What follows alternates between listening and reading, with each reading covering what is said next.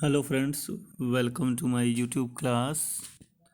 Today we are going to start the next chapter, that is digestion and absorption. And in today's video we will see the first topic of this chapter, that is human digestive system.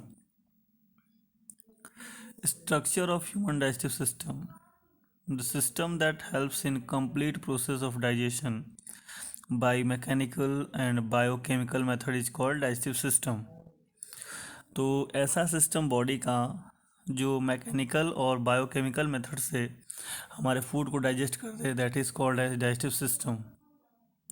The human digestive system consist of long tubular structure called alimentary canal and is associated digestive gland. तो जो human digestive system है उसमें एक long alimentary canal है और उसके साथ associated digestive glands हैं.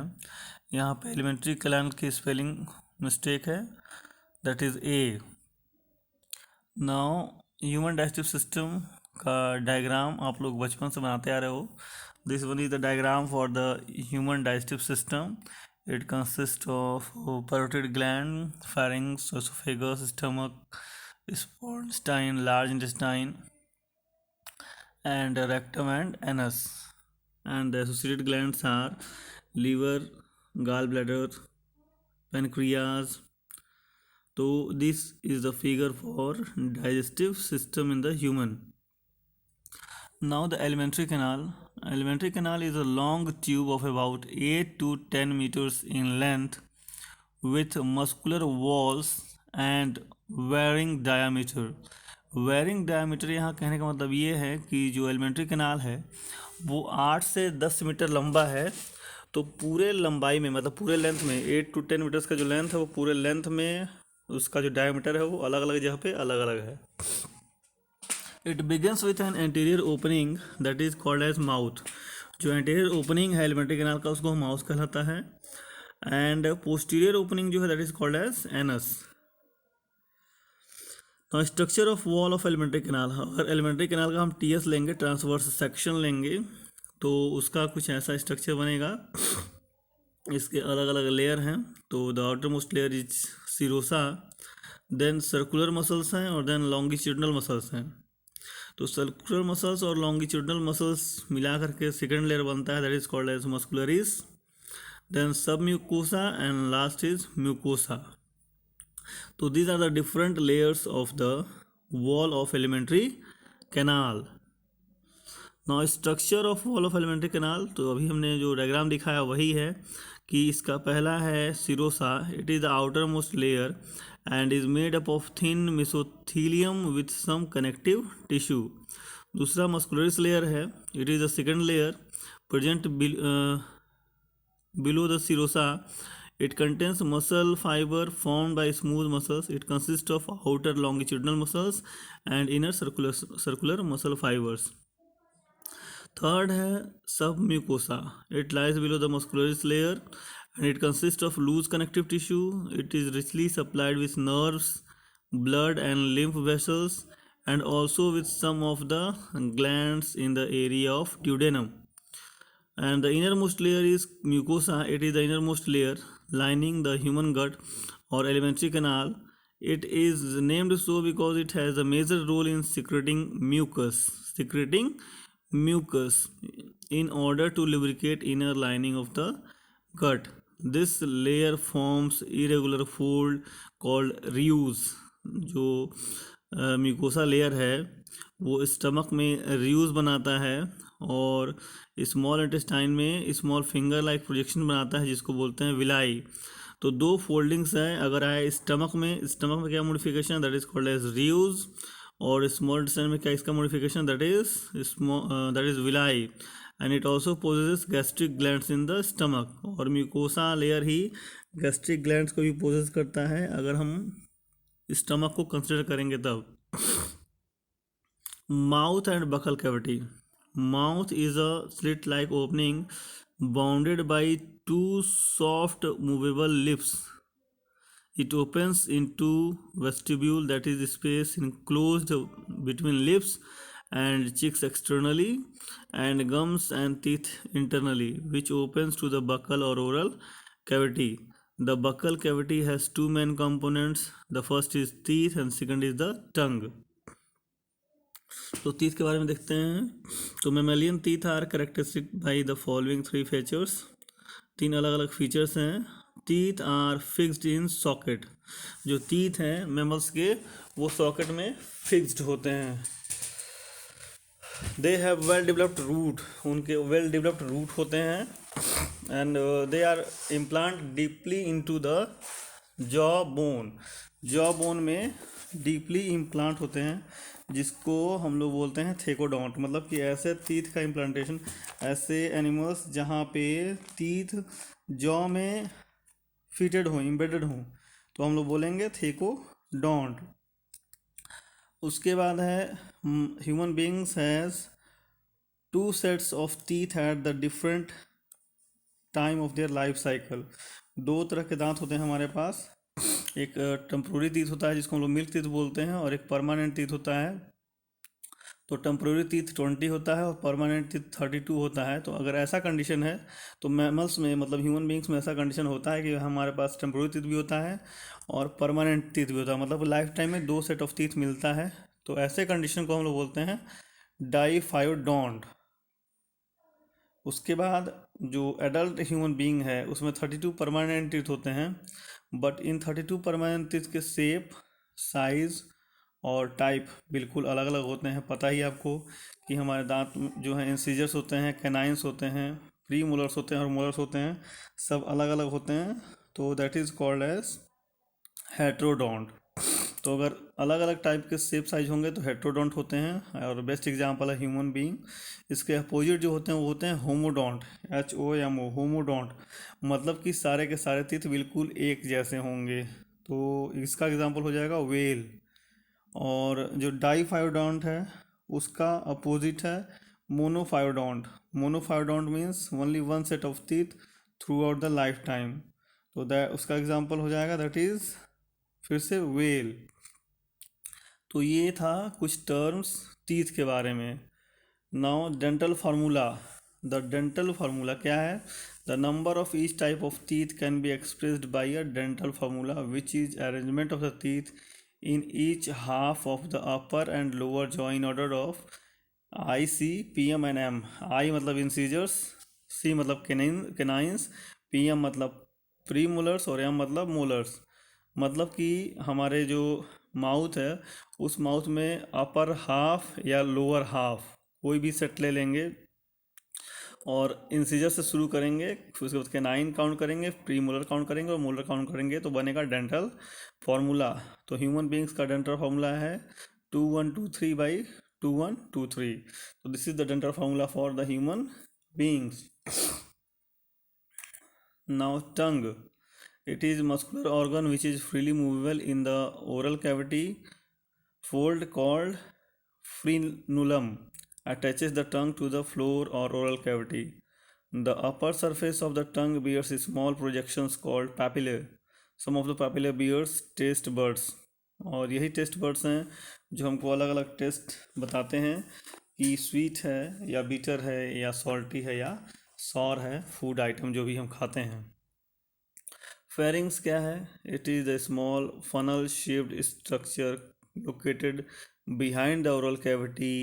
It serves as a common passage. जो फेरिंग्स है वो कॉमन पैसेज हो जाता है बोथ फॉर फूड और एयर के लिए. मतलब जब हम फूड ले रहे हैं मतलब तो एट दैट टाइम फेरिंग्स ही काम करता है, और जब हम ब्रीदिंग कर रहे हैं, एयर को इन कर रहे हैं, तभी भी फेरिंग्स काम करता है. मतलब दोनों जगह पे फेरिंग्स काम करता है. It is common both for digestive system and for respiratory system. तो जब हम खाना खाएंगे तो it communicates with the oesophagus, और जब हम लोग ब्रीदिंग सिस्टम पढ़ेंगे या एयर ले रहे हैं, एयर ले रहे हैं अंदर, तो it communicates with the trachea. अब क्योंकि दोनों की ओपनिंग कॉमन है थ्रू द फेरिंग्स, तो इसके लिए क्या है, द ओपनिंग ऑफ ट्रैकिया और wind pipe is called glottis which is guarded by a flap like organ called epiglottis. तो एपिग्लॉटिस हमारे विंड पाइप में फूड को जाने से बचाता है. Now esophagus, it is thin long muscular tube that extend posteriorly passing to the neck thorax and diaphragm, and finally reaches to J-shaped bag called stomach. A muscular gastroesophageal sphincter regulates the opening of the esophagus into the stomach. Stomach stomach has following major parts. पहला है cardiac part या cardiac stomach. It is the upper portion in which esophagus opens. दूसरा है fundic stomach, that is the middle portion. और तीसरा है pyloric stomach, that is the lower portion that opens into the first part of the small intestine, and the first part of the small intestine is called as duodenum. The first part of the small intestine is called as duodenum. Now जो इसमें fundus part है, the fundus part contains gas और air, और जो pyloric part है that contains food. वहीं पर food जो है स्टोर होता है फॉर सम टाइम्स. और आपको बता दिया फंडस कंटेन्स एयर. एंड जो कार्डियक पार्ट है वो सिर्फ इसलिए है कि वहाँ पे ओएसोफेगस ओपन होता है और जो ओएसोफेजियल स्प्लिंटर है वो रेगुलेट करता है ओपनिंग को. ना ये स्ट्रक्चर है, आप देख सकते हो, fundus part, cardiac part, pyloric part of the stomach. Now function of stomach act as short term food storage reservoir. Chemical and enzymatic digestion of food takes place here. Food become liquefied in the stomach and releases very slowly in the small intestine. Small intestine has the following three important parts. पहला part है उसका duodenum बोलते हैं. It is U shaped and widest and shortest part of the small intestine. Duodenum जो है सबसे छोटा वाला पार्ट है, यू शेप होता है और सबसे वाइडेस्ट पार्ट है स्मॉल इंटेस्टाइन का. And it stomach joins to it. जो स्टमक है वो ड्यूडेनम पार्ट में ही खुलता है. and with the help of pyloric sphincter the opening is guarded by here. Now next is jejunum. Jejunum is the middle part of small intestine. Jejunum जो है middle part of small intestine का, and it is 2.5 meter long and it is coiled, little bit coiled. Ileum जो है वो third part है small intestine का और वो highly coiled होता है और longest portion होता है. And it opens to the large intestine. ये लार्ज इंटेस्टाइन में खुलता है. Mucosal fold villi and microvilli are the absorptive surface area of the small intestine. Small intestine का जो इनर मोस्ट वॉल है that is the mucosa layer. उस mucosa layer में आपको मिलेगा villi, microvilli and mucosal fold. तो ये absorptive area है. ये जो डाइजेस्टेड फूड है उस डाइजेस्टेड फूड में से न्यूट्रिएंट्स को एब्जॉर्ब करती हैं. Now function of small intestine. Small intestine is the major site for the digestion of the food. At it secretes most of the digestive enzymes. Maximum absorption of the end product of digestion takes place here. Absorption of fats also takes place here. Large intestine is shorter in length than the small intestine, but because of its wider diameter it is called as large intestine. It has the following main parts. तो इसका पहला main part जो है large intestine का पहला main part है caecum. Caecum is small pouch like structure connected to the terminal part of small intestine. It is a blind sac that acts as host for the various symbiotic microorganisms or vermiform appendix, which is a narrow finger-like projection, and that is also a vestigial organ, also arises from the cecum.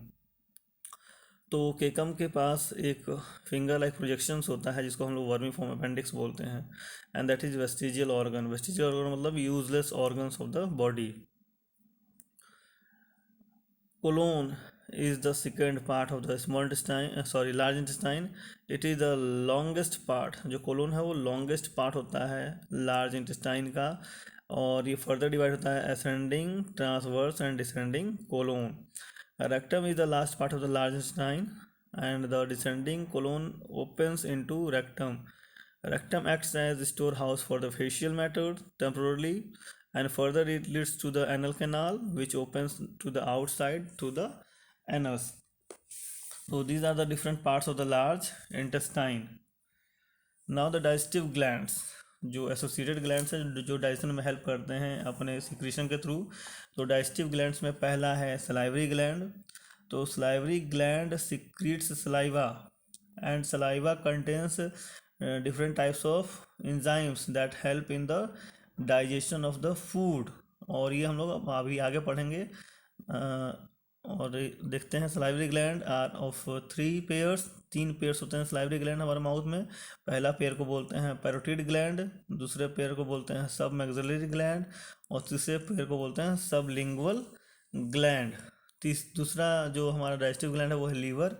तो liver is the largest gland of the body, ये आप याद रखेंगे, liver is the largest gland of the body. It is an exocrine gland. जो अभी salivary gland बताया वो भी एक्सोक्राइन ग्लैंड है। एंड लीवर का वेट जो होता है 1.2 से 1.5 kg होता है। और इसके 2 लोब्स होते हैं, left lobe and right lobe. Now liver is double membrane structure, liver जो है डबल मेम्ब्रेन स्ट्रक्चर होता है। And it is divided internally into small units called hepatic lobules और लीवर लोब्यूल्स। जो हेपेटिक लोब्यूल्स हैं और लीवर लोब्यूल्स हैं, they consist of many hepatic cells that are arranged, वो सारे हेपेटिक सेल्स अरेंज्ड होते हैं। और जो हर लोब्यूल है जिसको हम लीवर लोब्यूल बोलते हैं या हेपेटिक लोब्यूल बोलते हैं, that lobule is covered with thin connective sheet called as Glisson's capsule. मतलब अलग अलग जो हेपेटिक लोब्यूल हैं वो कवर्ड होते हैं, और जो कवरिंग है उसको बोलते हैं ग्लिसन्स कैप्सूल। लीवर का फंक्शन क्या है? It secretes bile juice and that bile juice is stored in gall bladder, और फिर वो फर्दर डाइजेशन में हेल्प करता है। लीवर का और भी फंक्शन है। लीवर का और फंक्शन क्या है? It helps in producing RBC in embryo, और जो बाइल जूस सिक्रेट होता है that helps in emulsification of fat, and bile juice also activate lipases. तो these are the functions of the liver. The next is pancreas. तो pancreas is elongated heterocrine gland। heterocrine gland इसलिए because it acts as endocrine as well as exocrine gland। Now next is it secretes alkaline pancreatic juice, and that contains various enzymes that helps in digestion of the various food items। और फिर next है gastric glands. तो gastric glands जो हैं वो stomach के internal wall पे located होते हैं, और गैस्ट्रिक ग्लैंड्स भी बहुत सारे एंजाइम्स कंसिस्ट करते हैं, जो एंजाइम्स हमारे फूड के डाइजेशन में हेल्प करते हैं। और फिर इंटेस्टाइनल ग्लैंड्स हैं।